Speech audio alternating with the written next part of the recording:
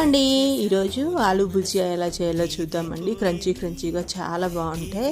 So first అయితే 3 potatoes తీసుకొని బాగా ఉడికించుకొని పీల్ చేసుకొని స్మాష్ చేసుకోవాలండి. అస్సలు ఉండకూడదు. నెక్స్ట్ 1 కప్పు శనగపిండి, 1/2 కప్పు బియ్యం పిండి, కారం, జీరా పౌడర్, సాల్ట్, ఒక 2 టేబుల్ స్పూన్స్ నువ్వుల పొడి వేసుకొని బాగా జల్లించుకోవాలండి. జల్లించుకున్న తర్వాత ఒక 2 టేబుల్ స్పూన్ వేడి నూనె వేసుకొని బాగా మిక్స్ చేసుకోవాలండి. కొంచెం వాటర్ వేసుకొని వీడియోలో చూపించే కన్సిస్టెన్సీలో కలుపుకొని చక్రాల గిద్దల్లో పెట్టుకోవాలండి. నూనె బాగా వేడయ్యాక ఆ చక్రాల గిద్దల్ని చక్రంలా వేసుకోవాలండి. 2 వైపులా కూడా గోల్డెన్ బ్రౌన్ వచ్చేంత వరకు కాల్చుకోవాలండి. చాలా అంటే చాలా బాగుంటాయి. ఇట్లాగే చక్రాలు డైరెక్ట్ గా తినేయచ్చండి, లేదంటే మిక్చర్ లా కూడా చేసుకోవచ్చు. మిక్చర్ ఎలా చేయాలో నేను నెక్స్ట్ వీడియోలో చూపిస్తాను. కరివేపాకు ఆప్షనల్ అండి, వేయించుకొని దాని మీద వేసుకుంటే ఫ్లేవర్ బాగుంటుంది.